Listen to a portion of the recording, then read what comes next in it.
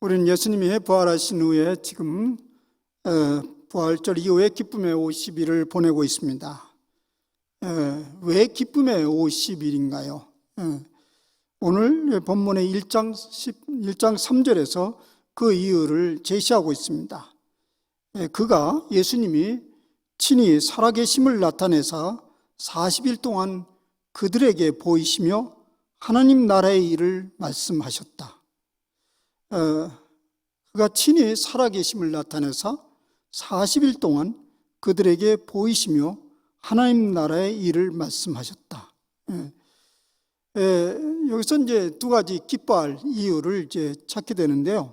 그러니까 예수님께서 40일 동안 이제 부활을 나타내시고, 그 다음 이제 40일째 승천하시고, 그 10일 후에 이제 오순절 성령 이제 임하는 날이 오게 되죠. 그래서 이 오늘 1장 13절에서 이제 우리가 기뻐해야 할 두 가지 이유가 있습니다. 기쁨의 50일 이유가, 첫째는 죽었던 생명이 다시 살아나셨습니다. 근데 그 생명이 누구의 생명이 되었든 상관없습니다. 죽었던 생명이 다시 살아났다는 것은 이유 불문하고 놀라고 기뻐할 일이죠. 그런데 그 다시 살아난 그 생명이 우리의 운명과 직결되어 있다면 그것은 또 다른 문제이죠. 엄청난 기쁨이겠죠.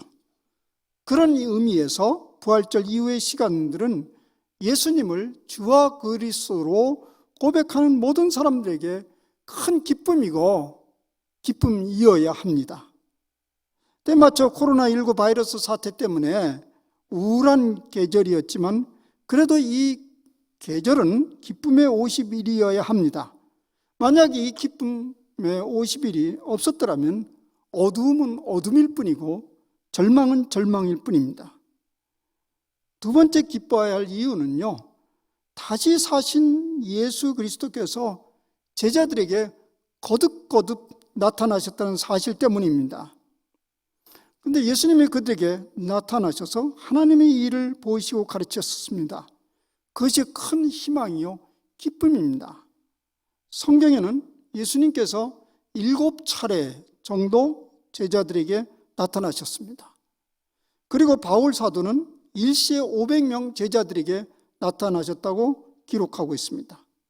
왜 그렇게 반복적으로 예수님께서 또 나타나고 또 나타나고 또 나타나고 그랬을까요? 물론 가장 이해가 되는 것은 부활 자체를 각인시켜 주시기 위해서 그랬다고 볼 수 있습니다. 그러나 더 중요한 사실이 하나 있습니다. 그것은 하나님의 나라, 하나님 나라의 일을 보여주시고 가르쳐 주시기 위함이었습니다. 하나님 나라의 일을 거듭 보여주고 가르쳐 주시기 말입니다. 우리가 거듭거듭 들어온 이야기입니다. 예수님께서 이 땅에 오신 결정적인 목표는 하나님 나라와 관련되어 있습니다. 예수님께서 공생애로부터 시작해서 이 부활에 이르기까지 일관된 가르침은 하나님 나라이잖아요. 이제 부활하셔서 머지않아 승천할 때가 다 되었습니다. 그때 예수님은 제자들에게 아직까지도 완성되지 아니하고 차근차근 진행되어 가고 있는 하나님 나라를 계승시켜 주시기 위해서 제자들에게 반복적으로 나타나셨습니다. 그래서 사도행전 1장 3절에 예수님은 당신의 살아계심을 40일 동안 보이시며 하나님 나라의 일을 말씀하셨다 기록하고 있습니다. 40일 동안 뭐 했냐? 간단하게 하면 하나님 나라의 일을 보이셨다, 이런 얘기입니다. 우리가 이제 하나님 나라, 여기서 엄청나게 많이 들은 소리죠. 그러나 이렇게 모여서 얘기해 보면 아직까지 모호하다고 얘기해요. 아직까지 뭔지 모르겠다. 뭐 옛날에는 잘 알았는데 모세꼬라서 더 모르겠다. 옛날에는 하나님 나라 죽으면 가는 곳 끝. 거기에는 영생복락이 되고 엄청난 좋은 일이 벌어지는데 이제 여기서 막 흐트러 놓은 느낌이 들어요. 근데 여전히 오늘 하나님의 일을 보이셨다 했는데도요, 우리는 그런 의문이 들잖아요. 그 일이 뭐지? 성경에는 그 일이 무엇인지 명시적으로 설명해 주지 않습니다. 이 사도행전에서 40일 동안 하나님의 일을 보이셨다 이래 놓고 그 하나님의 일은 랄랄랄라 이렇게 쭉 얘기를 했으면 얼마나 좋았을까. 근데 그렇게 되어 있지를 않아요. 그런데 명시적으로 서술되어 있지 않지만은 확인할 수 없는 것은 아닙니다. 여러분들이 이제 그걸 귀를 오늘 기울이시길 바랍니다. 부활하신 예수님이 제자들에게 나타날 때마다 일어난 사건이 있었습니다. 그걸 보시면 되겠습니다. 반복적으로 나타났지만 동일한 패턴은 아니었습니다. 그때마다 어떤 일들이 나타났습니다. 그것을 자세히 유추해서 들여다보면 하나님 나라 일이 무엇인지를 알 수 있습니다. 이제 그 장면을 하나씩 좀 살펴보려고 합니다.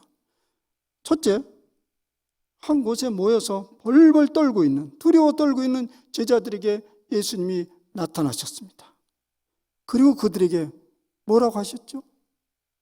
너희에게 평강이 있을지어라고 하셨습니다. 그들에게 그 순간 가장 필요한 것은 말할 것도 없이 평화였습니다. 이것은 하나님 나라의 일에 있어서 가장 시급한 일은 말할 것도 없이 평화운동입니다. 억압과 경쟁 속에서 눌려 사는 세상에서 평화를 만들어주는 일, 평화의 사람이 되는 일은 그것이 바로 하나님의 일이고 하나님 나라의 일꾼이 되는 것입니다. 이것을 보여주신 것이죠. 그 다음 두 번째는 실패와 패배감 속에 깊이 빠져있는 디베레 바닷가에 예수님께서 나타나셨습니다. 그 아침 그들은 매우 지쳐 있었습니다. 전혀 희망이 보이지 않는 사람들이었습니다.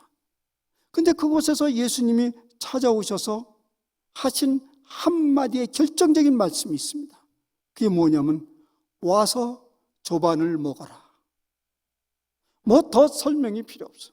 이 한마디에 얼어붙은 그들의 마음이 완전히 녹아내렸습니다. 그리고 그 장면에 보면 제자들은 아무 물음도 없이 예수님의 부활하신 예수님의 그 만져주심을 고스란히 흡수합니다. 밤새 얼어붙은 손발이 숯불가에서 녹여지듯이 짓눌렸던 상처받은 마음, 패배감이 거기서 치유받고 있었습니다. 하나님 나라의 일은 바로 이것입니다.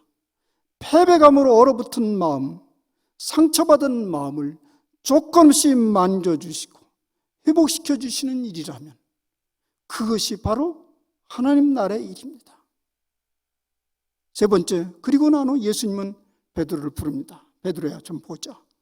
그리고 세 마디의 말씀을 하십니다. 나를 사랑하느냐? 내 양을 먹이라. 나를 따르라. 예수님 먼저 베드로를 부서지고 상처받기 쉬운 당신의 양으로 받아들입니다. 뭐 더 이상 나를 배반한 제자가 아니고 그저 늘 부서지고 찢겨지고 넘어지기 쉬운 한 마리의 양으로 받아들입니다. 그것이 예수님의 사랑이었습니다. 그래서 그는 그 자리에서 치유받고 다시 제자로 회복되었습니다.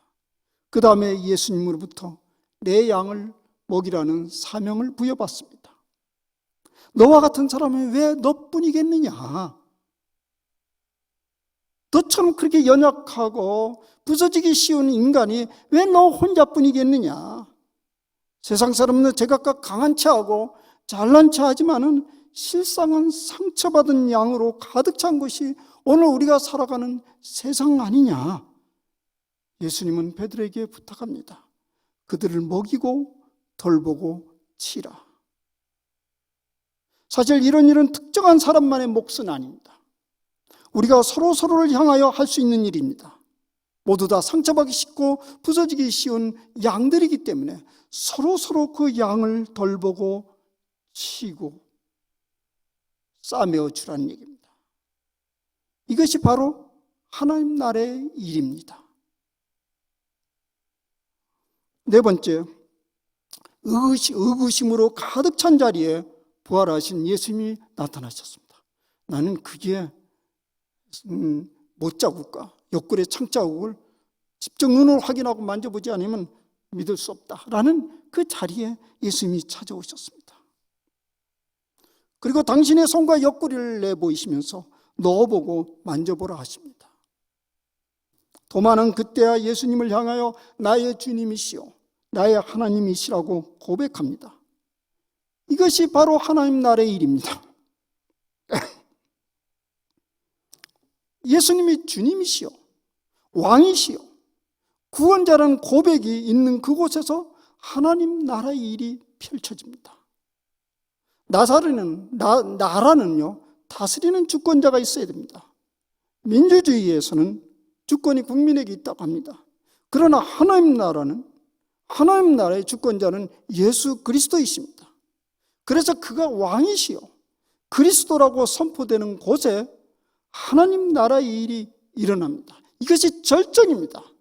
당신은 나의 왕이요 주인이요 그리스도이시요 구원자이심이 선포되는 그곳에 하나님 나라의 일이 벌어집니다.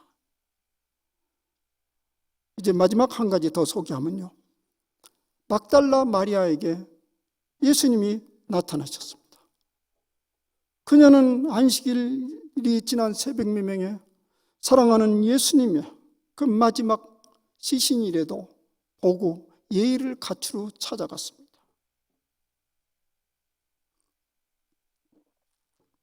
그런데 그녀는 그곳에 예수님은 없어지고 빈 무덤만 덩그러니 누워있는 것을 보고 슬피 울었습니다. 그때 부활하신 예수님이 그녀에게 우뚝 나타나셨습니다. 놀라는 그녀에게 예수님은 말씀하십니다. 너는 내 형제들에게 가서 이르되 내가 내 아버지 곧 너희의 아버지 내 하나님 곧 너희 하나님께 올라간다 전하라. 여기서 하나님 나라의 일이 벌어졌습니다. 이제 부활하신 주님은 우리를 당신의 형제 자매들로 받아들이셨습니다. 성부 하나님이 그러니 우리 하나님이 되셨습니다. 말하자면 하나님 나라의 일이란 하나님 나라 가족이 세워지는 일입니다. 우리가 어디에 있든지 서로 한 맏형님, 예수님을 맏형님으로 모시고 한 하나님 아버지를 모시고 사는 사람들입니다. 어느 곳에 퍼져 있든지. 그렇기에 우리 모두들은 다 형제 자매들이라는 것입니다. 이것이 예수님께서 하신 하나님 나라의 일입니다. 이런 일들에 구체적으로 참여하고 그런 가족 공동체 일을 만드는 일에 참여하는 일이 다름 아닌 하나님 나라의 일입니다. 예수님은 부활 후 40일 동안 이렇게 하나님 나라의 일을 보여주셨습니다. 40일 동안 계속적으로 하신 일이 이 일입니다. 그리고 이제 지상생활을 정리하고 떠날 즈음이 되었습니다. 10일을 남겨둔 일이었습니다. 그것이 바로 대충 오늘입니다. 이때 예수님은 우리들에게, 당신의 백성들에게 무슨 말을 하고 가셨을까? 뭘 부탁하고 가셨을까요? 그것을 살펴보는 것입니다. 다음에 질문을 던져보면 그것이 무엇인지 유추해 볼 수 있습니다. 지난 40일 동안 하나님 나라의 일을 보여주시고 가르쳐 주셨습니다. 왜 그랬을까요? 왜 그런 일을 하셨을까요? 그 일을 계승하고 수행하도록 하기 위했는데 그걸 위해서 그랬어요. 아직 완성되지 않았기 때문에. 그런데 그렇게 가르쳐주고 보여줬다고 그들이 그 일을 계승하고 수행할 능력이 있을까요? 만약에 예수님이 지상을 떠난 후에 아무 일도 없었던 것처럼 그냥 되어버렸어요. 그럼 예수님 다시 내려오셔야 되잖아요. 그런 불상사가 생기면 안 되죠. 그래서 예수님이 하나님의 나라 일을 지금까지 보여주시고 계승시켜 주시기 위해서, 계승하도록 위해서 나머지 10일 동안 무엇을 하라고 지금 부탁을 하고 있습니다. 그 일을 오늘 말씀에서 하고 있습니다. 승천하기 직전에 부탁이 맞습니다. 예루살렘을 떠나지 말고 내게서 들은 바 아버지께서 약속하신 것을 기다리라. 요한은 물로 세례를 베풀었으나 너희는 몇 날이 못되어 성령으로 세례를 받으리라. 여기에 예루살렘을 떠나지 말고 아버지께서 약속하신 걸 기다리라고 하셨습니다. 왜 예루살렘을 떠나지 말라고 하셨을까요? 두 가지 이유를 생각할 수 있습니다. 첫 번째는 예수님께서 하나님 나라 운동을 펼치시기 시작한 중심점입니다. 구약의 예언자들은 그렇게 얘기하고 있습니다. 메시아 운동이 벌어질 때, 메시아 시대가 전개될 때 종들이 풀려나서 자유인이 되어 시온으로 몰려온다고 했습니다. 만국의 여호와께서 이 산에서 만민을 위하여 기름진 것과 오래 저장하였던 포도주로 연회를 베풀리라. 이사야서 25장 6절의 예언의 말씀입니다. 메시아 때 대향연이 이 산, 이 시온산, 예루살렘의 그 언덕에서 벌어지겠다는 말씀입니다. 사실 이 사건은, 예수님의 사건은 바로 예언의 성취라는 걸 보여주기 위해서 예루살렘을 중심으로 해서 만국으로 하나님 나라가 확장될 것이라는 것을 말씀하신 것입니다. 그래서 예루살렘을 떠나지 말라고 하신 것입니다. 사도행전 1장 8절에 이렇게 더 구체적으로 얘기합니다. 오직 성령이 너희에게 임하시면 너희가 권능을 받고 예루살렘과 온 유대와 사마리아 땅끝까지 이르러 내 증인이 되리라. 예루살렘이 중심점이 된다는 얘기죠. 두 번째 이유가 있습니다. 그 두 번째 예루살렘을 떠나지 말라는 이유는요, 제자들이 하루속히 떠나고 싶은 곳이 어디일까요? 하루속히 떠나고 싶은 곳이 예루살렘입니다. 이미 어떤 제자들은 떠났다가 다시 돌아왔잖아요. 쓰라린 패배의 장소요, 깊은 상처를 입은 곳입니다. 엠마오로 내려가는 두 제자로부터 그 모습을 봅니다.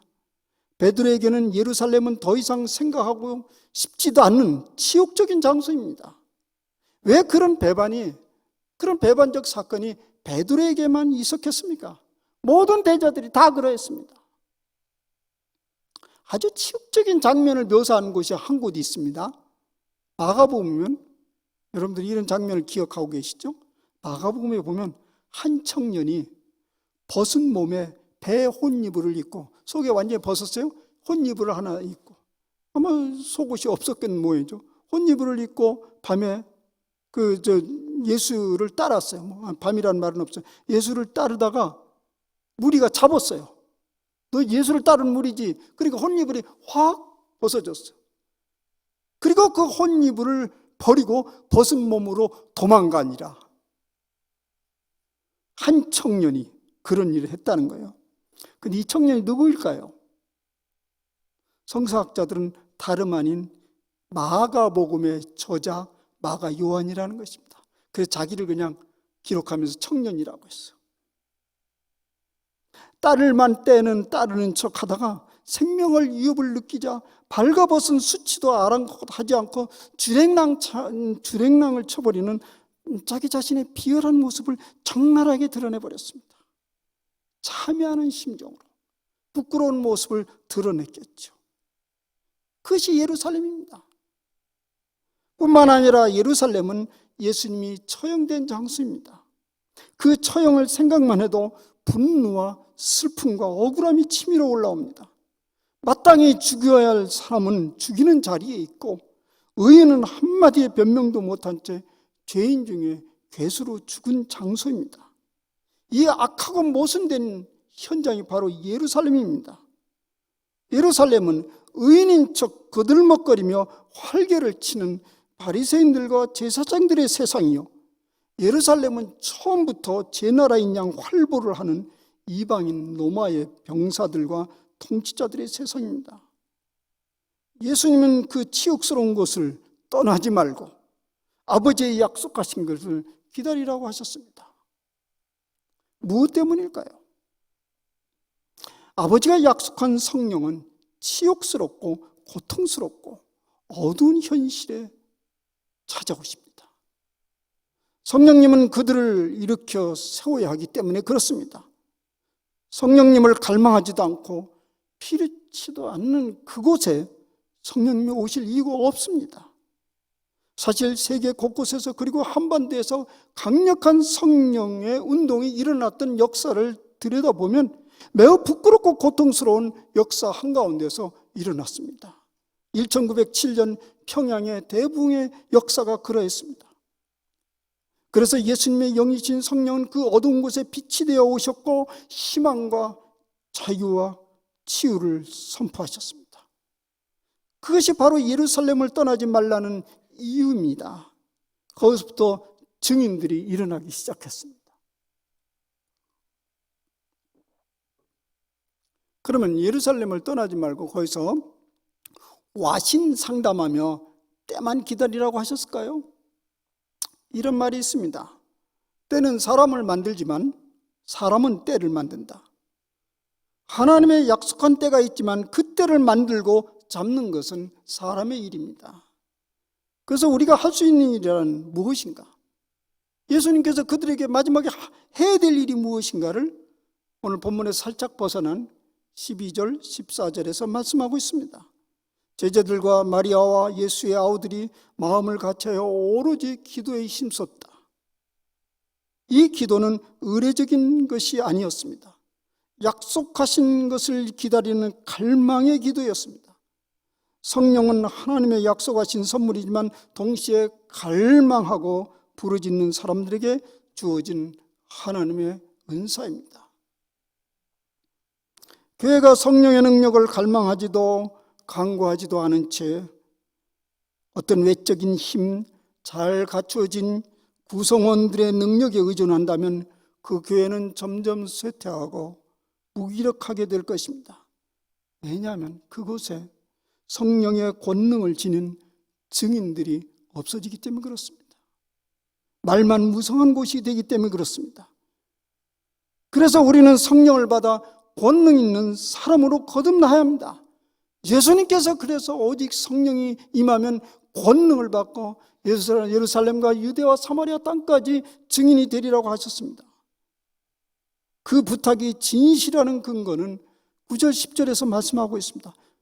그래, 그렇게 기다리고 기도하면 그 무슨 일이 일어났냐? 왜 그런 일이 일어나야 되냐? 그것을 예수님께서 보여주고 있습니다. 예수님은 모든 말씀을 마치고 제자들이 보는 앞에서 승천하셨습니다. 그리고 그 장면을 물끄러미 바라보는 사람들을 향하여 하늘에서 이런 소리가 들려왔습니다.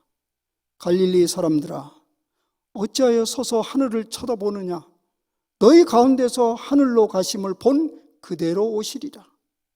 이 메시지는 이런 의미를 내포하고 있습니다.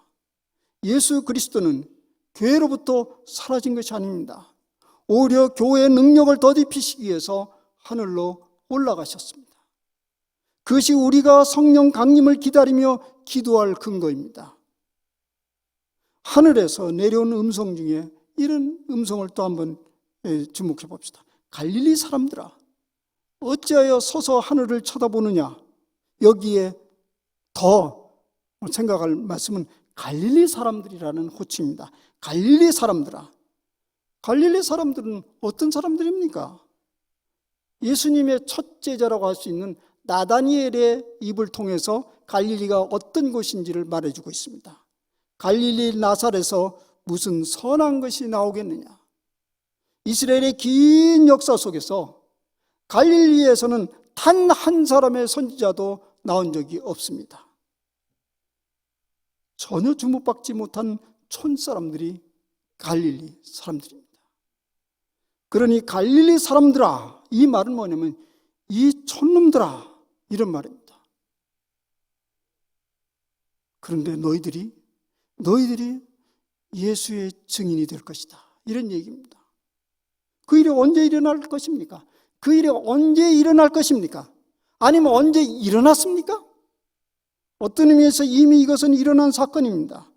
그들이 예루살렘에서 약속하신 것을 기다리고 기도하는 중에 오순절의 마가의 다락방에서 성령의 충만함을 경험했습니다. 만약 그들이 그런 경험이 없었더라면 갈릴리 촌사람은 촌놈으로 끝났을 것입니다.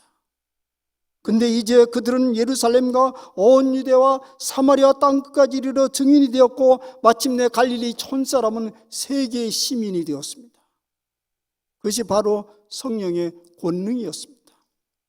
그들은 더 이상 지역 감정이나 상처에 사로잡히지 않았고 지역과 경계를 뛰어넘는 증인들이 되었습니다. 그리고 갈릴리 그 변방인들이 로마를 뒤흔드는 세계 중심의 시민이 되었습니다. 이제 정리해 봅시다. 코로나19 바이러스 사태가 우리가 믿는 신앙을 자주 초라하게 만들곤 합니다. 세인들은 우리의 신앙을, 특히 이 코로나19 바이러스의 그 어간에 많은 종교의 문제가 일어났습니다. 특히 기독교의 문제들이 많이 들먹거리면서 그 신앙을 하나의 여러 종교의 신념들 중에 하나로 치부했습니다. 그래서 우리의 믿는 사람들이 한층 주눅들고 위축되어 가는 듯합니다. 그리고 사람들은 말합니다. 그까짓 교회 나가는 게 중요하니, 전라도 말로 무엇이 중요한디? 그렇게 우리에게 도전합니다. 무엇이 중요한데? 여기 나오는 게 중요한데? 그런 물음을 점서 우리는 그렇지, 사는 게 중요하지. 잔뜩 움츠려 있는, 그리고 끊임없이 무엇이 중요한디라는 질문을 쏟아내고 있습니다. 불안하고 두려운 상황에 꼭꼭 갇혀있는 불쌍한 우리들은 미래가 어떻게 전개될 것이고 어떤 변화를 가져올지에 대한 의문으로 가득 차 있습니다. 돌이켜볼 때 이스라엘 당시의 상황은 온 나라 백성이 세계로 뿔뿔이 흩어졌고 약속된 민족의 정체성은 완전히 사라져버릴 절체절명의 위기에 놓여 있었습니다.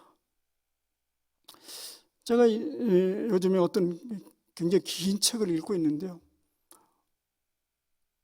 아주 유대교에 정통하고 기독교에 정통한 신학자의 긴 책인데, 도대체 이스라엘의 그 지파들은 언제 사라졌냐? 이 질문을 던지고 있어요.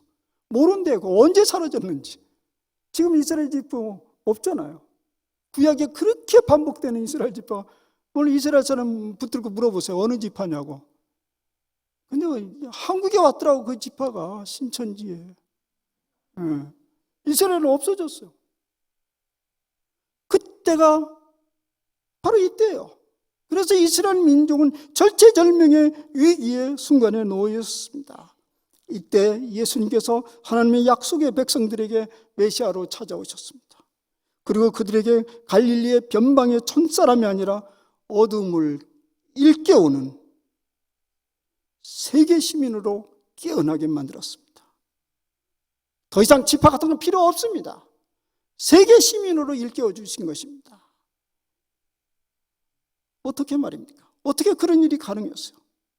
그들의 상식과 그들의 지식으로는 갈릴리 촌사람에 불과한 사람입니다. 그러나 성령의 권능을 받아 하나님의 나라 일을 해냈습니다. 성령은 다름 아닌 예수님의 영이십니다. 예수님은 이제 우리 가시권에서 사라졌지만 그의 영으로 우리를 지배하시고 능력 있게 하십니다.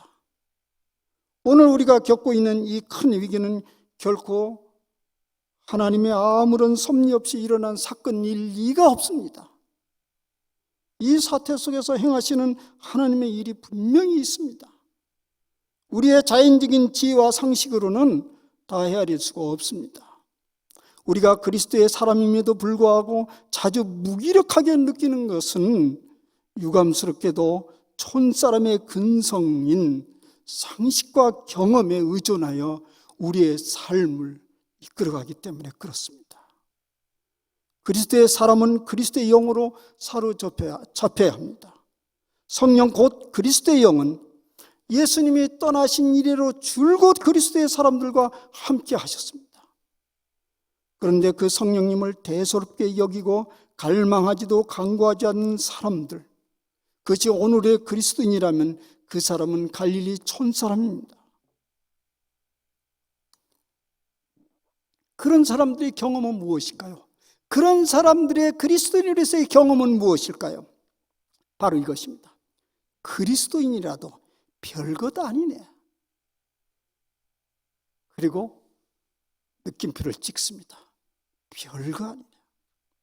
그렇죠. 그리스도인이라도 성령의 권능을 무시하고 자신의 상식과 경험에 의존해 살으면 갈릴리의 촌사람이기 때문에 별것 아니죠. 오직 성령이 임하면 권능을 받고 예루살렘과 유대와 사마리아 땅끝까지 내 증인이 되리라는 말씀에 귀를 기울이시기를 바랍니다. 성령으로 인하여 권능을 덧입어야 합니다. 이 권능은 예수님의 영이 내 정신을 점령하는 걸 말합니다.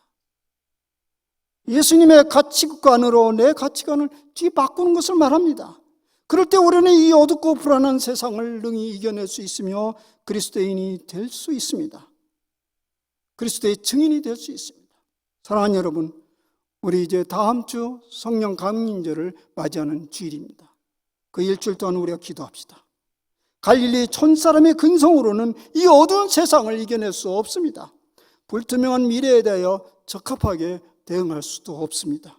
주여, 온 우리의 충만하신 성령으로 우리의 정신과 의지를 일깨워 주시고 사로잡아 주옵소서. 세상 사람들이 볼 수 없는 해안으로 우리가 직면하고 있는 이 위기를 슬기롭게 헤쳐나가게 하옵소서. 그래서 세상 사람들에게 복음의 증인, 하나님 나라의 일을 행하는 사람이 되게 해달라고 한 주간 기도합시다. 우리 힘으로는 안 됩니다. 우리의 상식과 경험으로는 촌사람이기 때문에 안 됩니다. 성령의 권능을 덧입어야 됩니다. 성령님 오시옵소서. 그동안에 내가 성령님을 너무 대수롭게 생각하고 그렇게 살았습니다. 성령님 오시옵소서. 한 주간 동안 기도하는 시간을 가지기를 바랍니다. 기도합시다.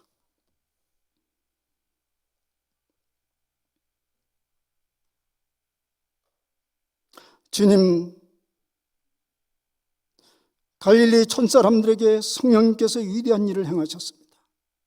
하나님의 일을 그들에게 맡기셨고 변방의 백성들이 세계의 시민이 되었습니다. 그래서 그 하나님의 일이 오늘 우리에게 전해졌습니다. 지난 2차 동안 하나님의 일은 중단 없이 계속되어 왔습니다. 오늘 저희들에게 그 일이 또 맡겨져 있습니다. 주님, 자금 일어난 주변 상황이나 일들에 전전긍긍하지 말고 계속적으로 벌어지고 있는 하나님의 일에 우리가 관심을 기울이게 하옵소서. 그 하나님의 일은 계속적으로 왕성하게 일어날 것이고 결국은 완성될 것입니다. 그래서 성령을 우리에게 보내주십니다. 주님, 성령님 오시옵소서. 우리도 변방의 갈릴리 촌사람처럼 살지 않고 세계 시민으로 하나님의 복음의 증인으로 살고 싶습니다. 성령님이 오시옵소서. 우리를 능력 있게 하옵소서. 오시옵소서. 우리 주 예수 그리스도의 이름으로 기도합니다.